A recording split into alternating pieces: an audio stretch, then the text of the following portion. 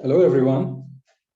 Today we're going to see what this Log4j library is, what is this Log4Shell vulnerability, and what is Trend Micro's response to this particular vulnerability and customers. So remote code execution is the worst form of vulnerability which could happen to any particular system or server.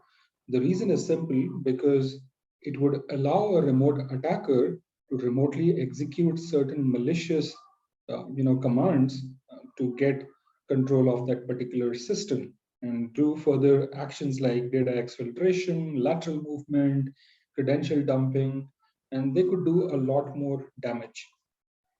Now, this particular vulnerability, Log4Shell, is giving a really tough time for Java developers out there because to be able to come out of this vulnerability, they need to either fix the code or patch this particular vulnerability with the Apache latest Log4 2.15 version.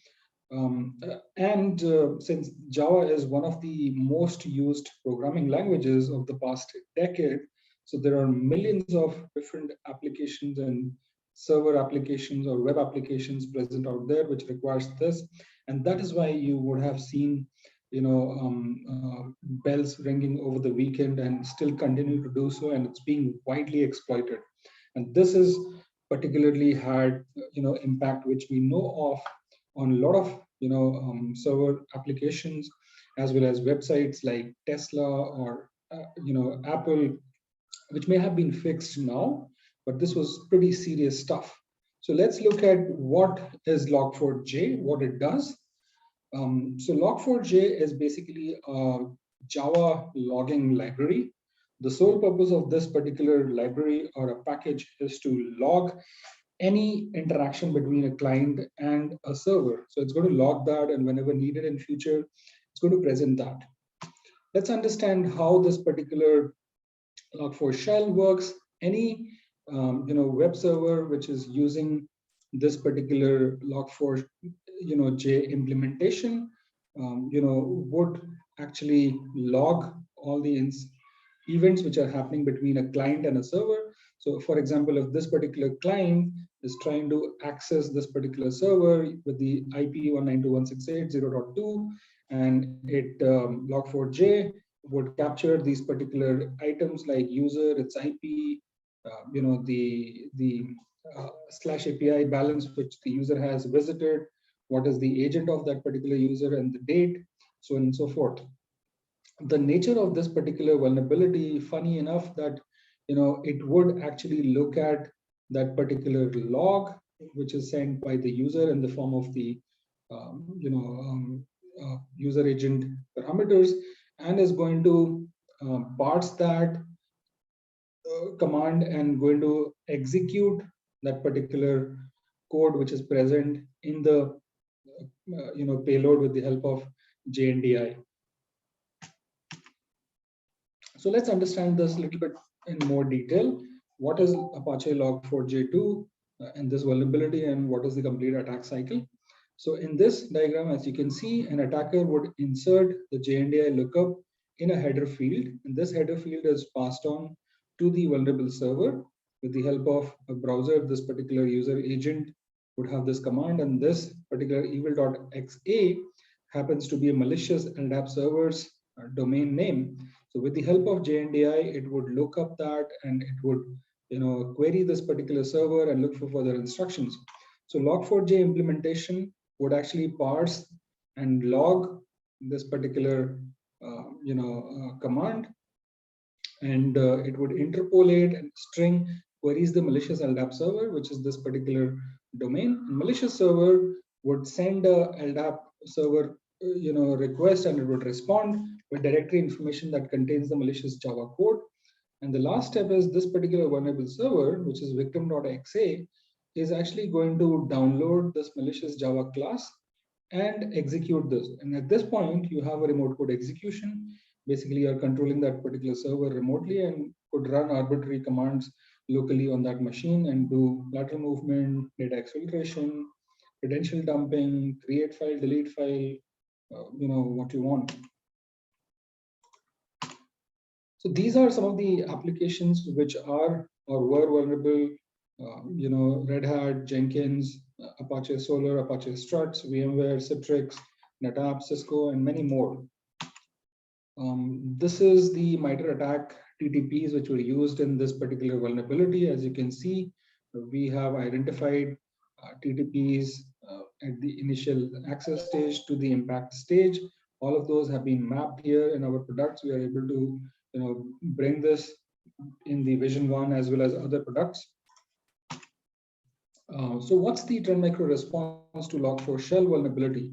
So far we have captured what we know about this vulnerability in this particular success article for our customers. We will look at this right now. And we also have a detailed blog on how this particular vulnerability is being exploited, what is the overall kill chain. And we have also published a web-based tool to identify the server-based applications which are impacted by this particular vulnerability. So this is the log4j tester.trendmicro.com. You can see this and identify what applications are impacted by this vulnerability in your environment.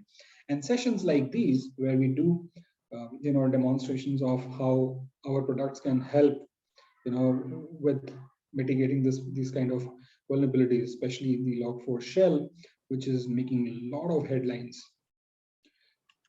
So let's look at this particular success article.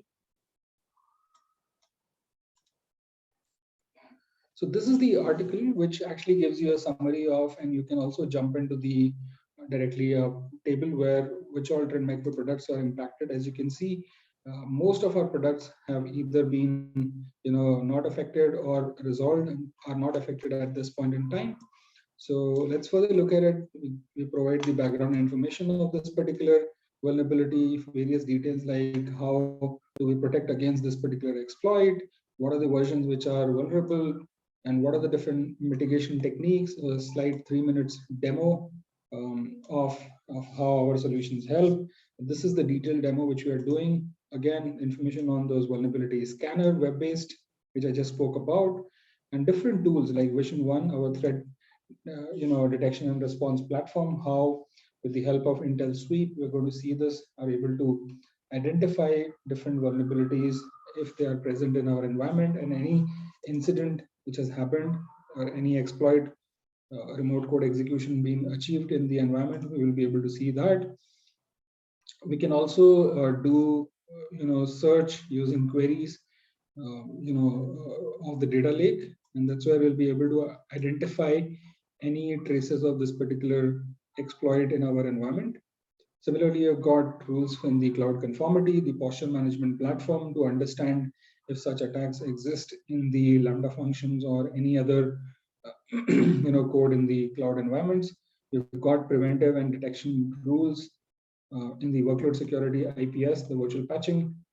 Similarly, application security, open source security by Sneak, all of those are covered in this particular article. So this is really interesting. So we would suggest that you continue to follow this. Moving on. So let's quickly look at, before the demo, I want to quickly take you through the demo setup and how I was able to build this. So if you look at this, so this is the repository. As you can see, this is the sample vulnerable application. This is vulnerable to this particular Log4Shell vulnerability, and it uses Log4j 2.41, 2.14.1 version of the Log4j, and this is vulnerable, right? So you can run the application with this particular Docker run command. It runs as a container, and in case if you want to build your own container, this will come handy when we show a demo of runtime application security protection, our demo.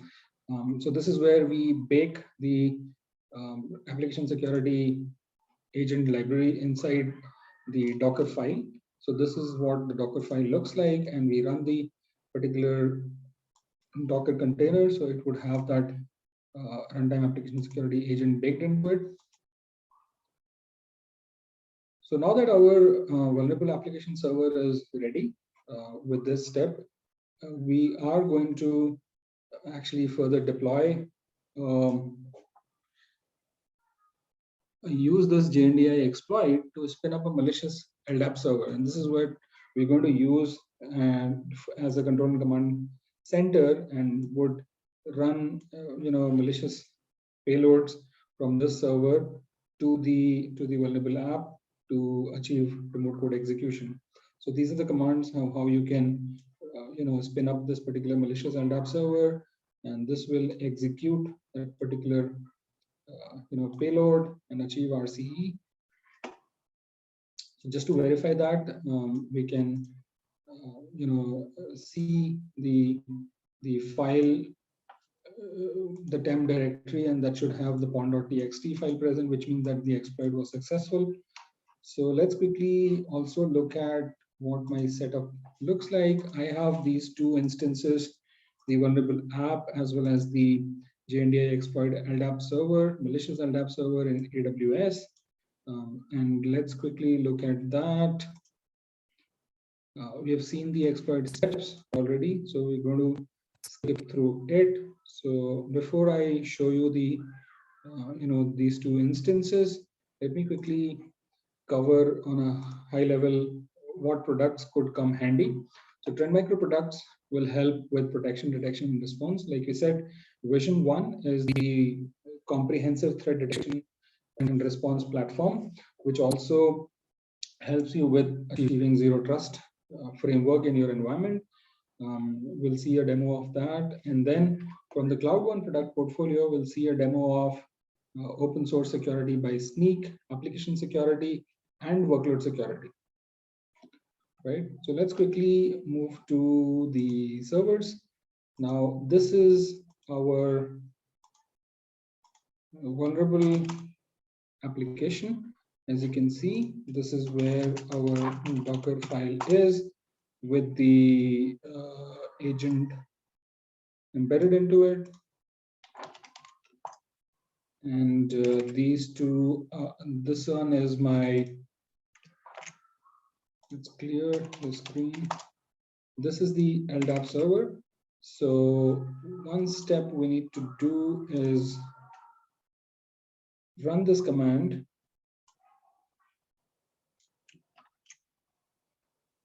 to be able to listen on 1389 and port 8088, 8888, sorry. And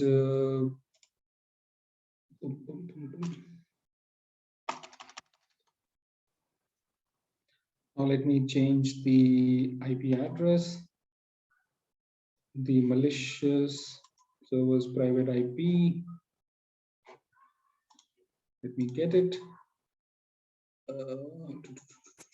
This is the private IP 39.80.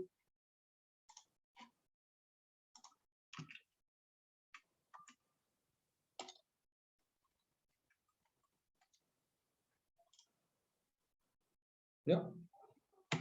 So as you can see, this has started listening. Now, before I go ahead with the further demo of application security and workload security, let's quickly look at how open source security by Sneak helps in this particular case. As you can see, we go to a different account to do this demo. Let's go to this particular account, and this is where open source security by Sneak is enabled.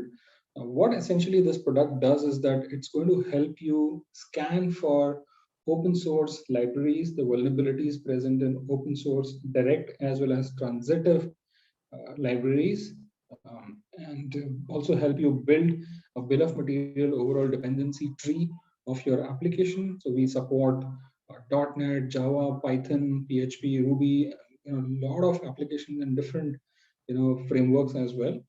So, and this implementation can also be achieved two ways. One is that we do integrations with the SCM tools like GitHub, and this is where you can integrate with GitHub, GitHub Enterprise, or any other SCM tools, GitLab. We can do continuous integrations with the help of CLI, and CLI, Sneak CLI is also used for scanning your source code locally and then passing on that feedback to the build tools like Jenkins or any other CI/CD pipeline to build that particular package, war file or rar file, and then deploy it using the CD, right? And we've got also plugins for all of these your favorite IDEs. Now let's look at some of the codes which we scanned for log4j. And as you can see, I've already scanned one of the codes which has this particular vulnerability present, and this is it. As you can see in this case, the Gradle has already built this project, and once it is built, it's going to scan for the presence of the log4j core, and this is present. The scoring is 750. The scoring is that high because of the maturity of this particular exploit. This is trending as well, and you would able to see the detailed path and what particular particular log4j versions are being used, overview of it, and how do we actually mitigate or protect from this by upgrading to the latest one, log4j implementation, which is 2.15. So yeah, this is how it's going to actually help you. You can also see the overall dependency tree. So this is really important because almost 60% of the libraries which are being used are not a direct library being used in the code. So these are mostly transitive, and this is also a transitive library. As you can see, it is a dependency of this particular package, right? So Sneak helps you, open source security by Sneak helps you identify this particular vulnerability in your open source code and pass on that feedback to the developer so that they can rectify it or immediately upgrade. So this was open source security by Sneak. So let's quickly jump on and see our Vision 1 demo for detection and response.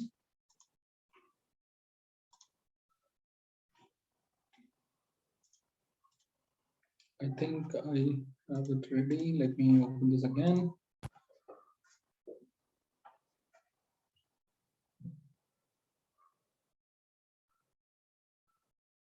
So like I said, the Vision 1 platform is a comprehensive threat detection and response platform from Trend Micro. This also has the risk insights capability, the zero trust capability to help you build that zero trust framework, which essentially means that do not trust anyone, and verify everyone. Every such interaction, every authentication, authenticate every device, every user, every application in your environment. We can help write secure access rules based on the risk score of your device, user, and applications, and then allow or deny access to them to different resources in your environment. So this is really powerful, which helps build that zero trust framework. So let's quickly look at this in the threat intelligence report. So these are the threat intel reports from Trend Micro and various other third parties. And this is where it's actually going to automatically sweep for the presence of this particular exploit or this particular vulnerability in your environment. There is an option to manually sweep as well, so that you can manually sweep and see if this exploit is present in your environment, any traces of that. And when a match is found, it would create a workbench so that you can further investigate it. But in our case, based on what testing we had done in the past for this demo, there is a workbench which gets created, and this is where you can further investigate this particular alert, a group of alerts.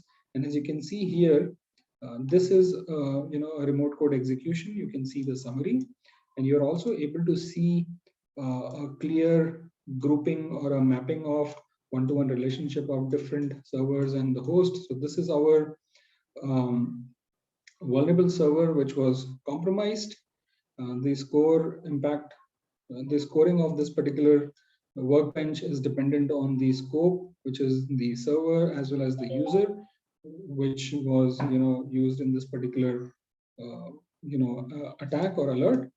As you can see here, this particular bash shell execution was done, and then you will further be able to see log4j RCE vulnerability was identified.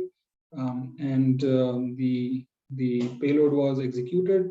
So once this is identified, there are various response actions you can take. You can basically isolate this particular endpoint because you know this is malicious, and then you can take response actions. You can start a remote shell. You can see a detailed profile of this particular server, understand what its IP, where this is present, what's its host name, operating system, and what product is being managed by this, if there are any agent present in this or not. You can also see the risk insights assessment, which I spoke about. So this is going to give you a risk scoring of this particular device because this was being detected as a XDR detection. It has got this particular scoring.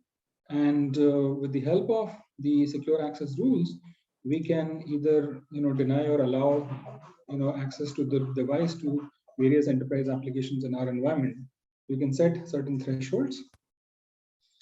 Furthermore, this particular tool actually helps you further do threat hunting in your environment. You can query the Vision One data lake, and you can run these queries and look for presence of this particular vulnerability or the payloads which were run, in the curly braces, JNDI, and things like that. As you can see, this clearly shows you the endpoint GUI, the host name, endpoint IP address, the event name, the interested host where this was particularly run, and you can also see what product is managing this particular device. And this is the payload. This is where you get to see the actual information and further investigate. As you can see, this particular payload was run. This is the rule ID. This is the rule name in the Trend Micro Cloud One workload security, which actually reset this particular connection, and the exploit was stopped. So this is really powerful, as you can see. So let's quickly move on to the application security demo. Let's go to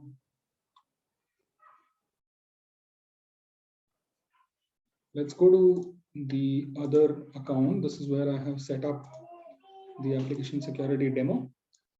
But before that, we just want to make sure that the workload security is disabled so that the exploit could pass and application security could detect it and block it. Otherwise, if workload security is on, it's going to not even reach the workload because the IPS rules will reset the connections.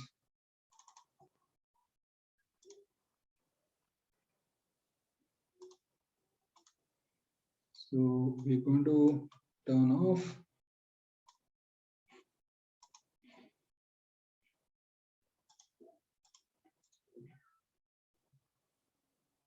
So this is off. Let's push this particular policy so that it can come into action. Now let's quickly go to the application security. Now in this case, as you can see, application security is a runtime agent which is built inside your application code, as we saw in the Docker file example. Now what I'm going to do is I'm going to run this particular exploit and see if application security is able to generate any events or not.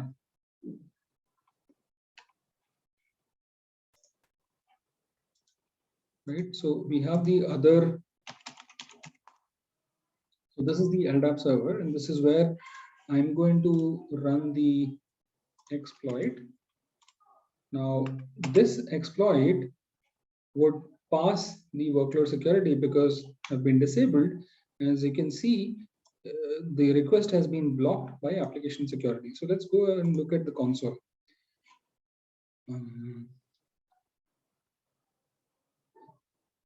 As you can see, this is the remote code execution, which was recently triggered.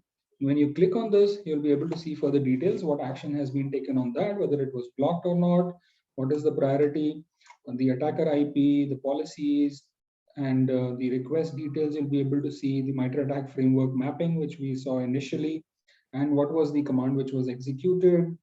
And let's quickly look at the policy. So it's very straightforward and simple.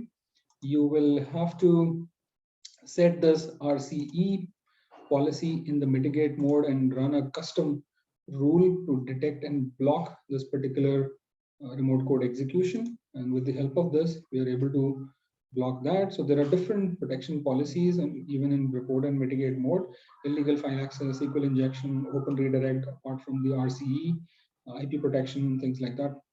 So it's really powerful. Now let's quickly go back and execute the exploit when workload security module is enabled. Now let's understand this. So workload security is an agent-based solution which runs on top of your host, whether it's Linux, Windows, any flavor of Linux. We have virtual patching rules, anti-malware, file inspection monitoring, log inspection, and so many more web reputation-like capabilities.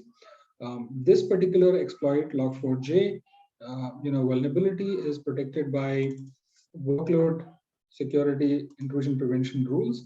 So let's look at some of the rules which are helpful in detecting and even blocking this particular exploit.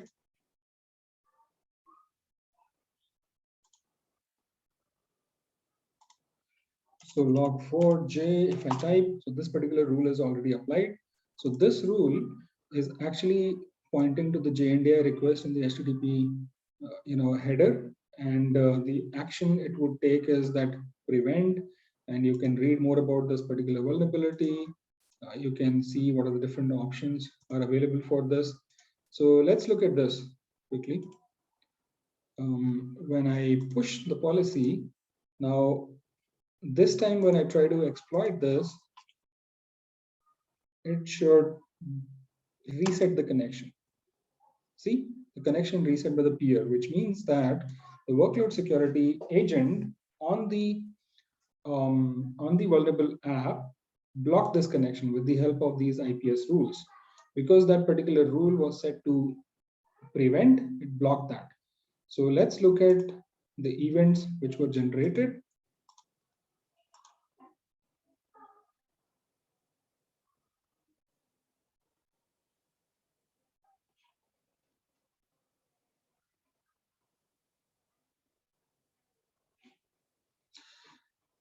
So I think I may have to log in again because it's giving a little bit of trouble. Let's see. So when I go to the workload security again and look for the IPS events, we should be able to see some interesting events out there.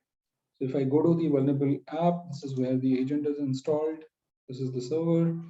Now go to IPS and look for the intrusion events.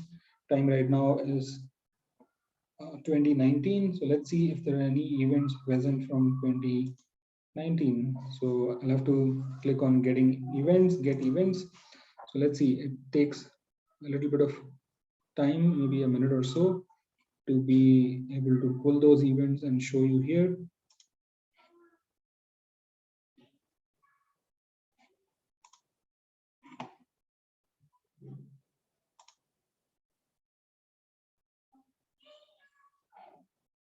Voila, as you can see, this is the particular event which gets generated. In this case, we're going to see actually the older one because that has much more information. As you can see, this is the particular rule which blocked this connection, which reset this connection. This was the remote code execution which I launched from the LDAP server to this one. This is the CVE ID. The incoming connection was blocked, and this is the server's source IP, port, MAC address, destination server's IPs, and we can not just see the host but also see the container where this application is running, the name, the container ID, and things like that. Not just that, you're able to see the payload data as well. So this is the exact payload which we run, which actually leverages JNDI to query the this particular malicious LDAP server's IP address to look for instructions to download the Java class and download and achieve the RCE. So with that, I would like to thank you so much for watching this these series of demos. Thank you.